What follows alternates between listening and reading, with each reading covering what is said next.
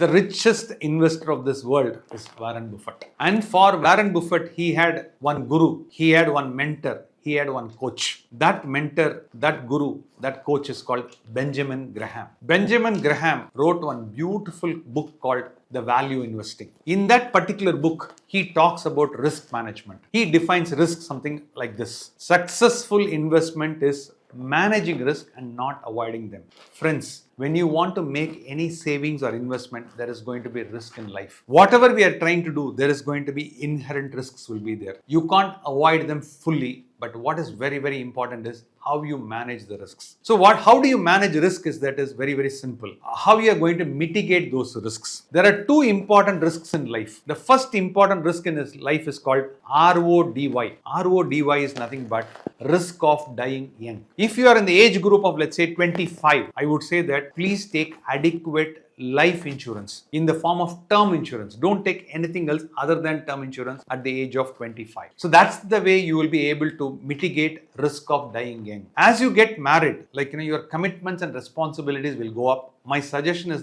plan at least for 1 crore. When you start working, you can go for 50 lakhs. As you get married, go for 1 crore. When you have one kid, better that you have a term insurance of 1.5 crores. This is the way to mitigate your first level of risk. The second risk is called your health risk. For mitigating your health risk, especially for emergencies and getting hospitalized, take an health insurance. So this is the second risk that you need to mitigate. Third, but the most important is called R.O.L.L. It's called the risk of living long. If you're going to live a life of value-based principles, and what happens is given the medical advancement today, what happens is the risk of living long is going to be most high. That means you're going to live at least for 70 years or 80 years or 90 years. When you talk about 1947 or 1948, when India got independence, the average age of an Indian citizen was about, I would say, around 49 or 50, maximum 60. But today, if you ask what is the average age of an Indian citizen, it has crossed 72.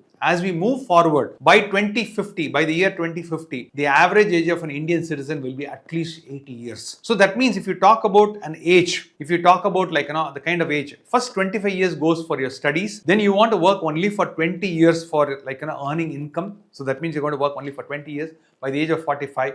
But you should talk about a risk of living long of another 35 years. So what is very, very important is you can't avoid risks. You need to mitigate risks. And we're going to talk about those strategies in future videos.